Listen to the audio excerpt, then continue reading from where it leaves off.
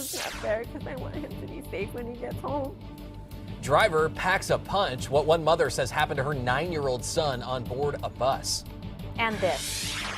The beach was just covered in thick black crude. 21,000 gallons gone. How investigators say this happened and what they're doing now. And a teacher charged, what police say she did with a student that's forcing her out of the classroom this morning.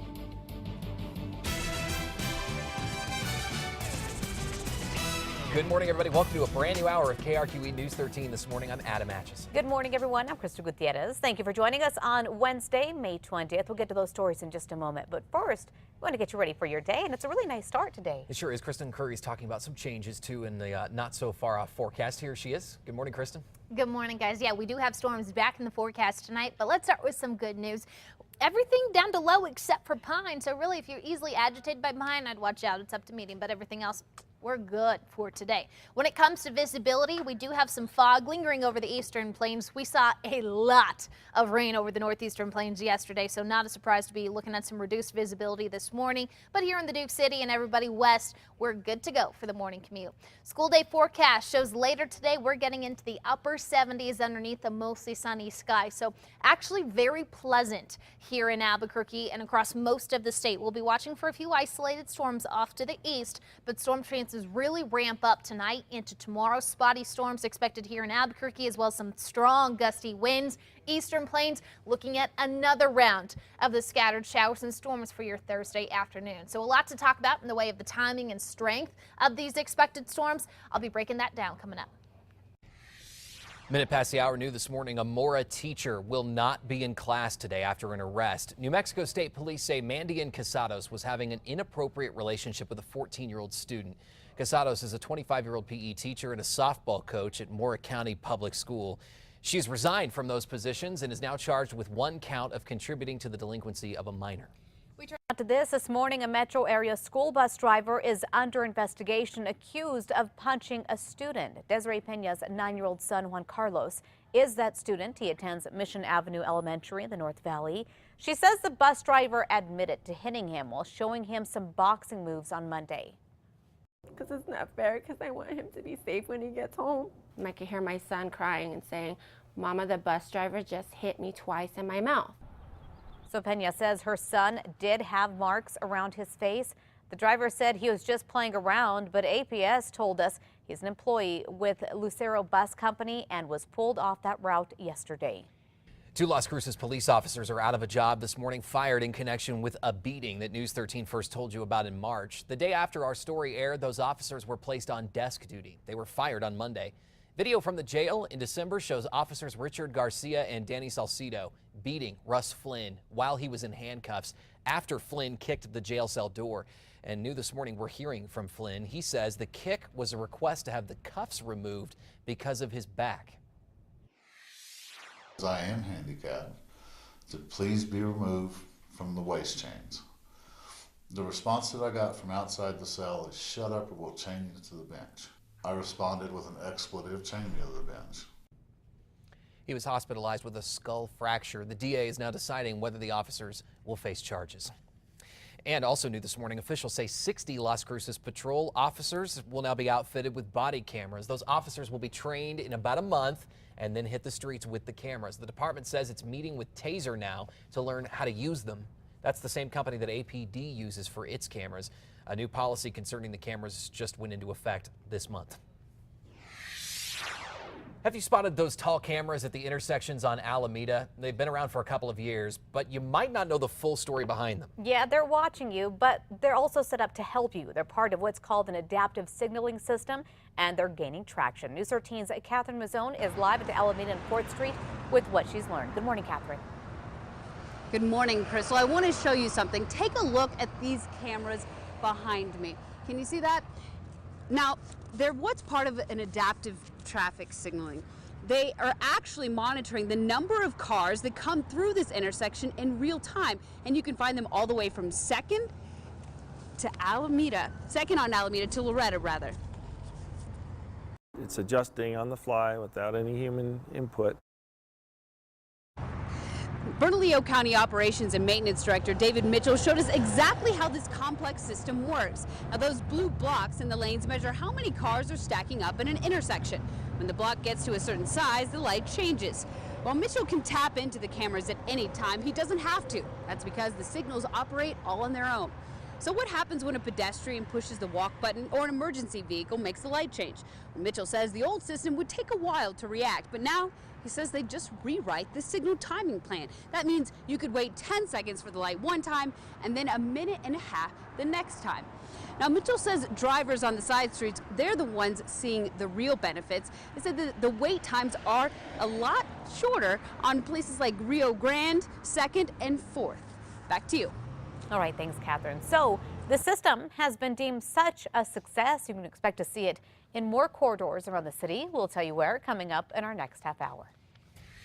This morning, a family is desperately asking for help in finding a man who went missing while elk shed hunting. State police have been looking for 41-year-old Isaac Morfin, who wandered off from the Hopewell Lake area between Tierra Amarilla and Tres Piedra May 4th. Crews have been searching by air and on foot, and still no sign of him. New details on memorial services for the once missing Brittney Johnson. We've learned that her services are now scheduled for tomorrow. The 24-year-old was missing nearly a week before Bernalillo County Sheriff's deputies found her body at the bottom of a cliff south of the Sandia Crest parking lot. Investigators think that her death was an accident and she fell. We are awaiting autopsy results, and in lieu of flowers, her family is asking people to donate to the search and rescue teams that helped look for her. We have that information available right now on the KRQE News app. A world champion Native American dancer who danced at the Gathering of Nations has died. Spike Draper of Farmington died Sunday in a horse-related accident. He was only 39 years old. Draper was a 15-time champion dancer at the annual powwow in Albuquerque. Officials of the Gathering of Nations were planning on presenting him with a formal invitation to serve as head man dancer next year. Now they plan on honoring his memory at next year's event. Funeral arrangements are still pending this morning. New facts this morning about what might have led up to that shooting between rival biker gangs in Texas. Police in Waco say the shootout started over a parking spot.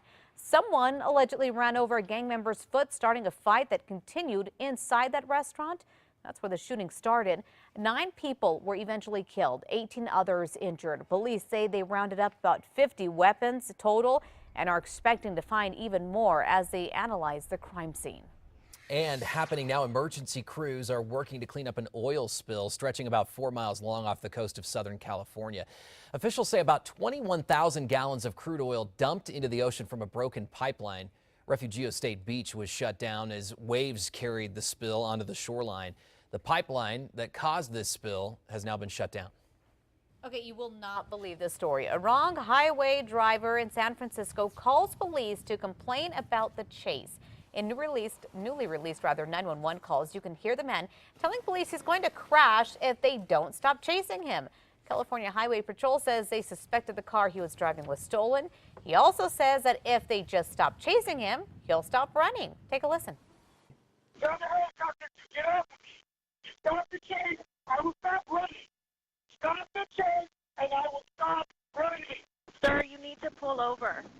I can't. So the driver does eventually crash into another driver who was hurt and taken to the hospital. Somehow the car theft suspect is able to get away, though. California Highway Patrol says he is still on the run this morning. What an ordeal. Can you believe that? And unfortunately, someone was hurt in the whole process. Horrible. A website weighs in ranking how safe citizens feel in their own city, where one New Mexico city falls on that list. Also, officers in Santa Fe could be closer to being equipped with body cameras. How much that could cost you. And this. We all started coughing, and I thought it was just like we had a dry throat. Bad bus ride. What a Rio Rancho High student sprayed on a school bus that got everyone sick.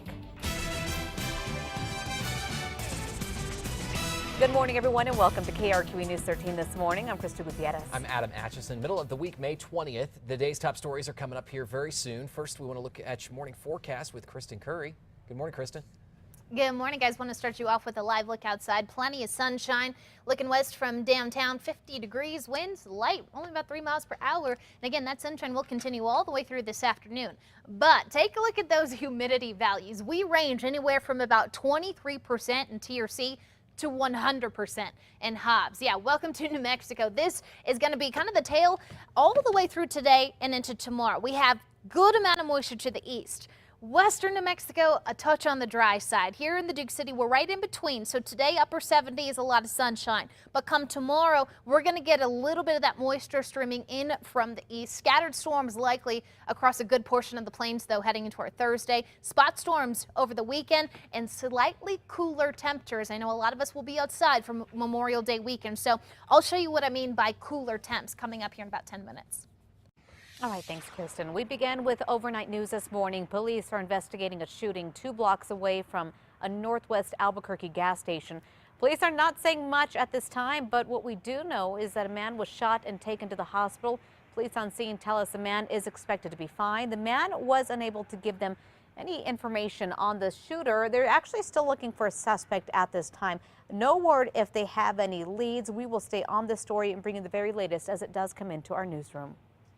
Time now 6:32. A Rio Rancho student is being charged for using pepper spray on a school bus with a dozen kids on board. We all started coughing, and I thought it was just like we had a dry throat, and then the bus driver started coughing, and makes your throat completely dry, and then you just can't breathe and you start coughing and you don't really know why. Those students and the bus driver were feeling the effects of pepper spray. Police say the 17-year-old was spraying it on the school bus. Students had to be taken off while paramedics and police responded. Everyone's said to be doing fine, but that teen is now charged with disorderly conduct and tampering with evidence. Police tell us the teen told them he had used the pepper spray on the bus about 3 weeks earlier.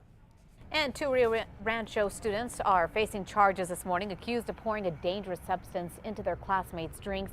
Police say 2 Eagle Ridge Middle School students had to be rushed to the hospital after their drinks were tampered with in chemistry class. No word on what exactly was put in the drinks. The 2 students accused of doing it are now facing battery charges. It's now 6:33. We turn to this. A new and improved traffic signal system is turning heads in the transportation world, and it could make your drive a whole lot easier. Bernalillo County installed what's called an adaptive signal system 2 years ago. Now they're looking to expand, but they might not be the only ones implementing that system. News 13's Catherine Mazzone is live in Alameda and Fourth with the details. Catherine. Good morning, Adam. Now, Bernalillo County officials tell me that this new system has helped cut back on wait times. It's not just for drivers, though. It's also for pedestrians. Now, this system is also hooked to the crosswalk here, so I'm going to just go ahead and press it, see how long it takes to change. It did take a little bit longer the last time we tried it, but it was only about 3 seconds during that break.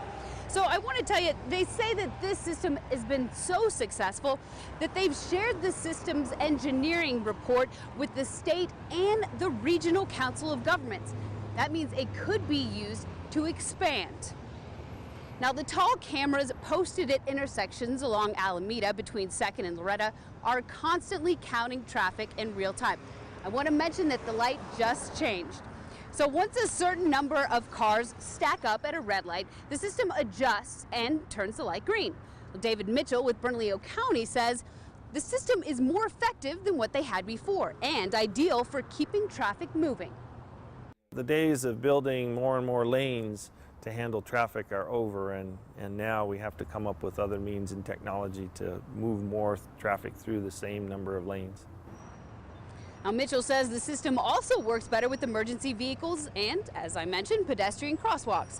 Now they're working with the city to extend it across the river to 4 signals on the west side. And they're planning to install the system on Paseo, Tramway, and Rio Bravo. Now, Mitchell tells me the state is looking to install the system on Coors, and the Department of Transportation is trying a competing product on US 550 to see how that compares. Back to you. All right, Catherine, thank you. By the way, we did keep track. It took about 16 seconds there to change. Mitchell says money for the new corridors is coming from a federal grant. Okay, listen to this. New Mexico has some of the worst roads in the country. We rank 10th. The National Transportation Research Group called TRIP says a quarter of all New Mexico's rural roads need serious repaving. The report points out roads really take a beating in areas with heavy truck travel from the oil and gas industries.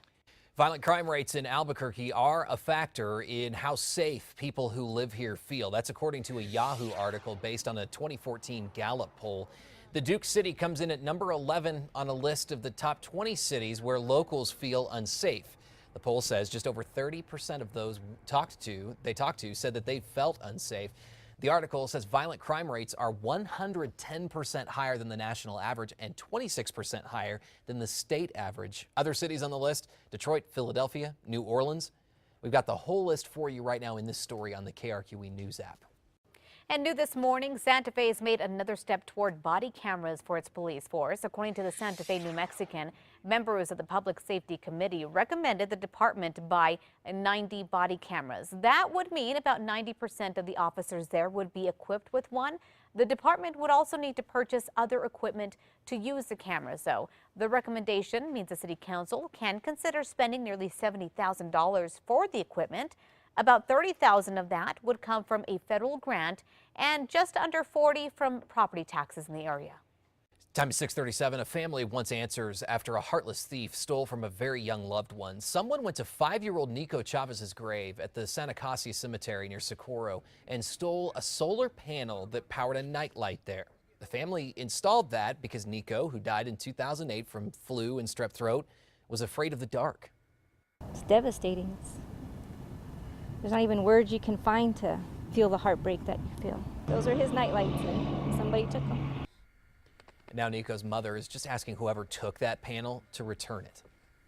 The Roswell Planetarium is closed this morning until the city can replace an employee that's under investigation. He's accused of having an inappropriate relationship with an underage girl. Details of the alleged relationship are not being released at this time, but the district says the man teaches astronomy classes at the planetarium to students from Goddard and Roswell High. The man's name is not being released yet because he has not been charged. And happening right now, thousands of passengers and crew members are stuck on a cruise ship off of the Bermuda coast after the vessel temporarily lost power. The Norwegian Dawn, which departed from Boston last week, got stuck on land under the water as it tried to depart Bermuda Tuesday evening. Cruise line officials say everyone on board is safe. Power has been restored. We turn now to this. An Indianapolis high school has opened up an internal investigation into how this happened right here during a concert. We had this for you last week. So far, the investigation has found a school employee went to build what's called a pit lid. It covers the orchestra pit, creating a stage. The school district superintendent says that pit lid was never secured, and that's how they were able to fall right there, as you just saw. The district says no criminal charges will be filed, though. None of the students were seriously hurt. That's the good news in all of this. An Army captain is being called a hero after he rescued a couple from a burning car. He's right there in red. 2 cars collided on the road in North Carolina on Sunday. Neighbors were trying to put out the flames when Captain Steve Vogelson arrived. He used a fire extinguisher to break the car's windows, and then he and a police officer pulled the couple to safety.